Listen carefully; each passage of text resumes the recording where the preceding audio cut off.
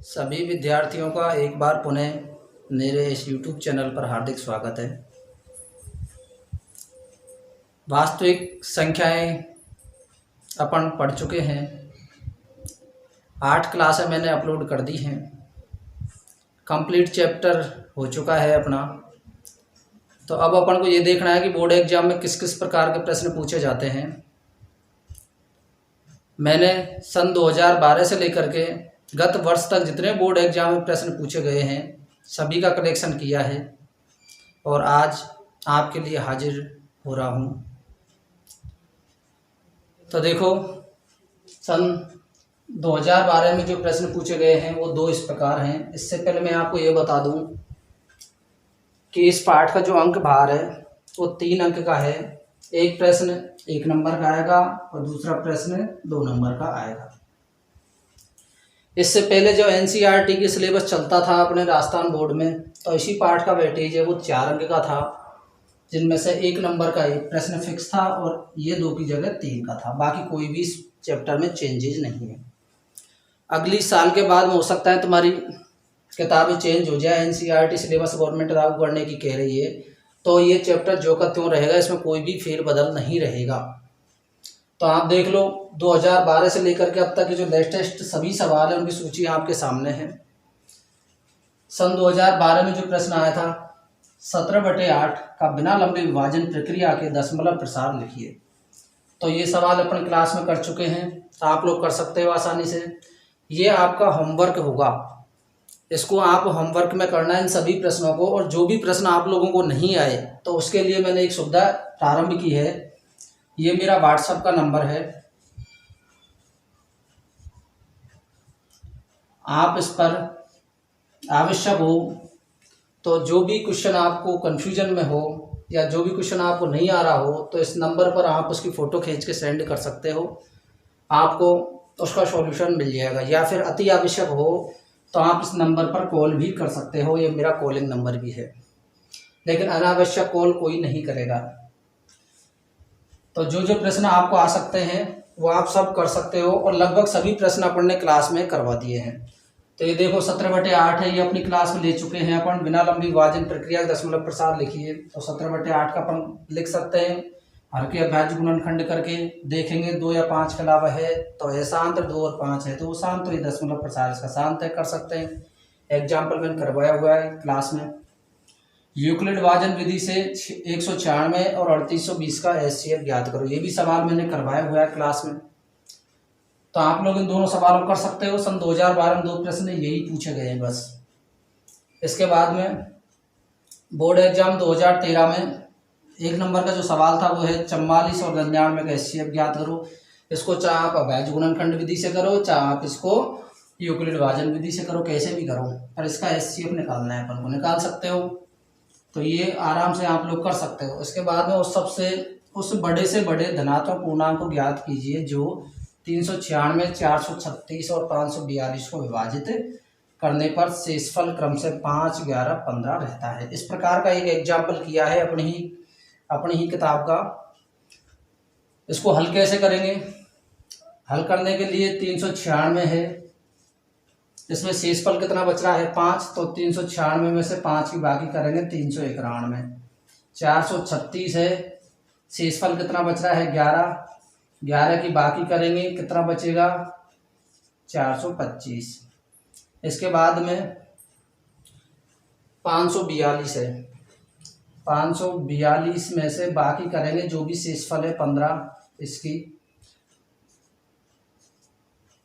कितने आ गए 27, 527। अब 527, 425 और 391 का क्या निकालेंगे अपन? एचसीएफ निकालेंगे।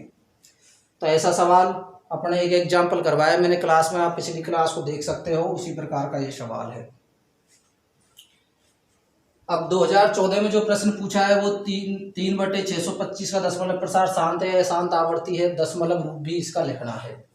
तो ये सवाल एक जैसे ही है, कर सकते हैं अपन। लास्ट क्लास में मैंने करवाया था 180, 72, 252 का एचसीएफ और एलसीएम ज्ञात करो, ये भी अपन ने करवाया हुआ सवाल है। इसके बाद में 2015 में पूछा गया अभाज्य गुणनखंड विधि, जिससे 96 404 का HCF ज्ञात करो। कर सकते हैं आराम से। दूसरा सवाल है, सिद्ध कीजिए √2 एक अपरिमेय संख्या है, ये सिद्ध करना है, ये भी अपने किया हुआ है। 2016 में अभाज्य गुणनखंड विधि से 375 और 675 का HCF ज्ञात करो, तो अपन ज्ञात कर सकते हैं अभाज्य गुणनखंड विधि से।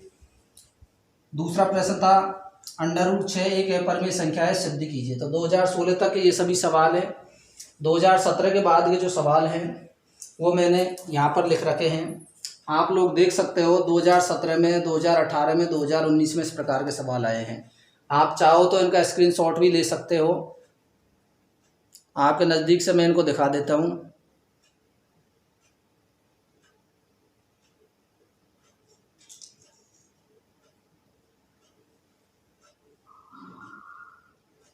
इस प्रकार से आप देख सकते हो 2017 में दो संख्याओं का HCF और LCM 12 और 336 है। यदि एक पूर्णांक 48 है तो दूसरा ज्ञात करो। एक कर सकते हैं अपन। एक सवाल, सिद्ध कीजिए √3 एक अपरिमेय संख्या है, तो सिद्ध कीजिए √2 √6 √3 सभी का एक ही पैटर्न होता है।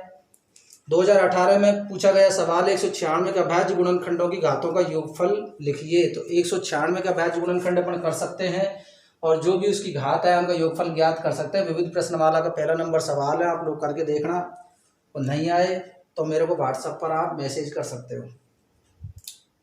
2018 में अगला प्रश्न पूछा गया था, यदि दो संख्या गुणनफल 525 है, उनका में से 5 है, तो उनका लघुत्तम ज्ञात कीजिए। तो ये सवाल अपन कर सकते हैं उस वाले फॉर्मूले से, दो संख्या गुणनफल बराबर उनका LCM गुणा उनका HCF, इस वाले फॉर्मूले से कर सकते हैं। अपन ने किया हुआ सवाल है। 2019 में लेटेस्ट जो प्रश्न पूछा गया है वो 68 और 119 का HCF ज्ञात कीजिए। आराम से कर सकते हैं, कोई दिक्कत नहीं है। दूसरा सवाल है जो अपन ने किया था एग्जाम्पल नंबर 1 सिद्ध करने वाले सवालों में, वही पूछा गया था, सिद्ध करो 7 √5 एक अपरिमेय संख्या है। इस प्रकार से अपन देख सकते हैं कि जो बोर्ड एग्जाम में सवाल है वो ज़्यादातर या तो सिद्ध करो √2 √6 या √3 √5 एक अपरिमेय संख्या सिद्ध करवाने वाला आया है, या अधिकतर सवाल आप लोग देखो HCF LCM HCF अभाज्य गुणनखंड विधि से HCF, तो ज़्यादातर सवाल HCF के आए हैं। तो 2-3 पैटर्न के सवाल तुम्हारे एग्जाम में आए हैं, तो आप लोग इनको अच्छी प्रकार से तैयार कर लें। और जितने भी सवाल हैं वो सब अपन ने क्लास में समझा दिए हैं। फिर भी यदि किसी भी बच्चे को किसी भी प्रकार कोई प्रॉब्लम होती है तो आप मेरे दिखाए गए नंबर हैं 9785359469 मेरे व्हाट्सअप नंबर हैं। आप इस पर कोई भी सवाल है उसका स्क्रीनशॉट लेकर के मुझे भेज सकते हो, ताकि मैं आपको उसका सॉल्यूशन भेज सकूं। और ज़्यादा ही प्रॉब्लम आती है तो आप कॉल करके भी कोई भी कन्फ्यूजन है उसको आप दूर कर सकते हो। तो आप लोग इस होमवर्क को करना। इसके बाद में अगली क्लास होगी अपनी। तो आज की क्लास के लिए इतना ही बहुत है बच्चों। बोर्ड एग्जाम में कैसे कैसे प्रश्न पूछे जाते हैं उसके बारे में मैंने आपको जानकारी दी। आप मेरे चैनल्स को सब्सक्राइब करें। इसके बाद में अगली क्लासें आपको मिलती रहेंगी। ज़्यादा से ज़्यादा सब्सक्राइब करें, लाइक करें वीडियोज़ को यदि आपको पसंद आए तो। धन्यवाद।